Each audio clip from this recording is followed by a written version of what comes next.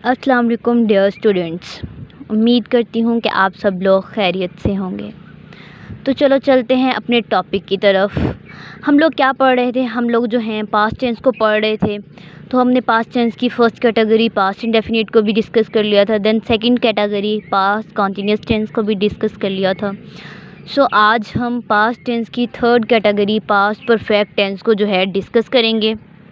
ठीक है, तो जो हम सबसे पहले जो फर्स्ट पे पॉइंट देखते थे वो हमारे पास होती थी कि हमने फ़िक्रे को आइडेंटिफाई कैसे करना है, हमें कैसे पता चलेगा कि ये पास्ट परफेक्ट टेंस का है। ठीक है, अगर उर्दू फ़िक्रे के आखिर पे चुका था, चुकी थे, चुके थे, ठीक है, लिया था, लिए थे, ठीक है, दिया था, दिए थे वगैरह आ जाए तो इसका मतलब ये है कि जो हमारे पास फ़िक्रा है ये हमारे पास पास्ट परफेक्ट टेंस का है। ठीक है, अगर यहाँ पे जो था है ये पास्ट को रिप्रेजेंट कर रहा है। ठीक है, जब हमने प्रेजेंट परफेक्ट टेंस को डिस्कस किया था तो हमने वहाँ पे देखा था कि मैंने वो सब याद कर चुका है, चुकी थी या चुके थे, चुका है या चुकी है या चुका हैं। ठीक है, इस तरह था।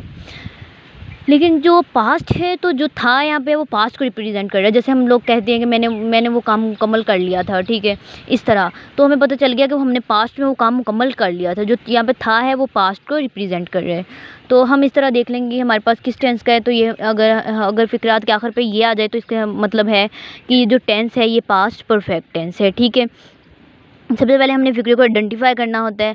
तो कोई भी फ़िक्रा जो है हमने सिर्फ यही देखना होता है। ये बेसिक कंसेप्ट अगर हम माइंड में रख लें तो हमें याद रहेगा, क्योंकि प्रेजेंट में जो होगा वो ऑब्वियसली प्रेजेंट में मुकम्मल हो चुका होगा काम। जो पास्ट का है वो पास्ट में मुकम्मल हो चुका होगा। सो बस यही डिफरेंस है। उसके बाद जो हमने देखना है फॉर्म ऑफ वर्ब, जो हमारे पास हमारा सेकेंड पॉइंट होता है। ठीक है, फॉर्म ऑफ वर्ब इसमें कौन सी यूज़ होनी है। जिस तरह हमारे पास प्रेजेंट परफेक्ट टेंस में जो third form of verb use होती थी, इसी तरह हमारे पास पास्ट परफेक्ट टेंस में जो है थर्ड फॉर्म ऑफ वर्ब भी यूज़ होगी। ठीक है, ये भी आपने बात माइंड में रखनी है कि प्रेजेंट परफेक्ट टेंस में भी third form of verb use होनी है और पास्ट परफेक्ट टेंस में भी third form of verb use होनी है। ठीक है, उसके बाद हमने देखना है कि हेल्पिंग वर्ब, जो हमारा के थर्ड पॉइंट भी होता था, हेल्पिंग वर्ब। अब जो प्रेजेंट परफेक्ट टेंस है उसमें जो हमने हेल्पिंग वर्ब यूज़ किए थे वो प्रेजेंट के किए थे, हैज़ एंड हैव। आप लोगों को याद होगा। ठीक है, अगर ये और जो यहाँ पे है ये हमारे पास पास्ट की बात हो रही है, ये पास्ट परफेक्ट टेंस है। तो यहाँ पे हमने पास्ट का हेल्पिंग वर्ब यूज़ करना है। क्या यूज़ करना है? हैड। तो जैसे कि आगे मैं बताती हूँ कि किसके साथ क्या यूज़ होना है। तो यहाँ पे सिर्फ हैड ही यूज़ होगा, सिंगुलर के साथ भी और प्लूरल के साथ भी, सबके साथ हमारे पास क्या यूज़ होना है? हैड ही यूज़ होगा। ठीक है, उसके बाद हम क्या देखते होते हैं? उसके बाद हम देखते होते हैं सेंटेंस को बनाने का स्ट्रक्चर, वो सबका सेम ही होता है। तो इसी तरह हम इसका भी देख लेते हैं कि सबसे पहले हमने सब्जेक्ट लगाना है। उसके बाद हेल्पिंग वर्ब यहाँ पे हमने कौन सा यूज़ करना है? हैड। सिंगुलर के साथ भी हैड आएगा एंड प्लूरल्स के साथ भी जो है हैड ही आएगा। उसके बाद हमने क्या लगाना होता है? Form of verb.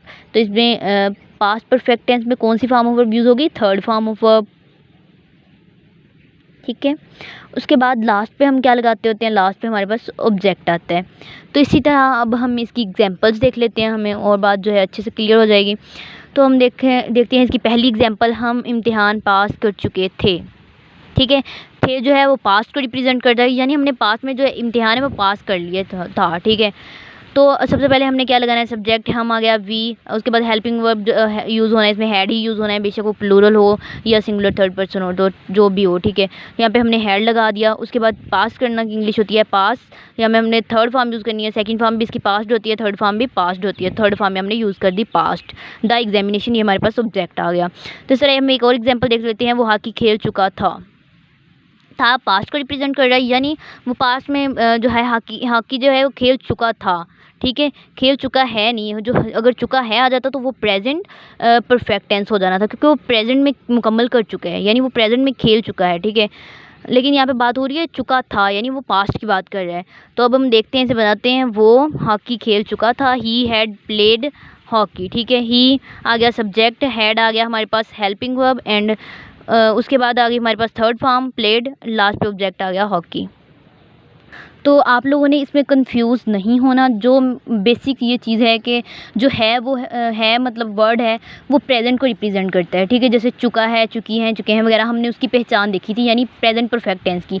तो पास्ट परफेक्ट टेंस की पहचान जो है चुका था, चुकी थे, जो था है यहाँ पे वो पास्ट को रिप्रेजेंट कर रहा है। ऑब्वियसली हम पास्ट की बात कर रहे हैं तो मतलब पास्ट का वो आएगा ना, ठीक है, तो ये बात आपने माइंड में रखनी है। उसके बाद जिस तरह प्रेजेंट परफेक्ट टेंस में third form of verb use हुई थी, पास्ट परफेक्ट टेंस में भी हमारे पास थर्ड फॉर्म ऑफ वर्ब भी यूज़ होनी है। ठीक है, हेल्पिंग वर्ब इसमें हैड यूज़ होना है, यानी पास्ट की बात कर रहे हैं तो पास्ट का हेल्पिंग वर्ब यूज़ होगा। हैड उधर जो है प्रेजेंट में हमने, यानी प्रेजेंट परफेक्ट टेंस में जो हमने हेल्पिंग वर्ब यूज़ किए थे वो कौन से थे, हैज़ एंड हैव। ठीक है, उसके बाद सिंगुलर एंड प्लूरल के साथ हमने हैड ही लगाना है, क्योंकि हमने इसमें बेसिकली एक ही जो है हेल्पिंग वर्ब यूज़ करना है। ठीक है, उसके बाद हमने स्ट्रक्चर ऑफ सेंटेंस देखा, वो तो सेम है। ठीक है, लेकिन सबसे पहले सब्जेक्ट लगाना है, फिर उसके बाद जो हमने हेल्पिंग वर्ब इसमें कौन सा यूज़ करना है, हैड, तो हैड आ गया, थर्ड फॉर्म यूज़ करनी है, थर्ड फॉर्म आ गया, लास्ट पे ऑब्जेक्ट आ गया। उसके बाद हमने इसकी एग्जाम्पल्स देखी। तो ठीक है, इस तरह ये जो है हमारा आज का topic past perfect tense complete होता है। उम्मीद करती हूँ कि आप लोगों को ये समझ आ गया होगा। अगर आप लोगों को समझ नहीं आता कोई पॉइंट तो आप अगेन इस वीडियो को देखें। ठीक है, तो उम्मीद करती हूँ कि आप लोगों को समझ आ जाएगा, तो आप लोगों ने इसमें बिल्कुल कंफ्यूज नहीं होना। ठीक है, आपने इसे ध्यान से यानी फुल अटेंशन से इसे समझना है, तो आपको समझ आ जाएगी। ये याद करने वाली चीज़ें बिल्कुल भी नहीं हैं, सिर्फ ये कॉन्सेप्ट हैं। अगर आप इसे एक बार जो है माइंड में कर रख लेंगे तो आपको कभी नहीं भूलेगा। तो आई होप कि आप लोगों को समझ आ जाएगी। तो मिलते हैं हम अपनी अगली वीडियो में। खुदा हाफिज़।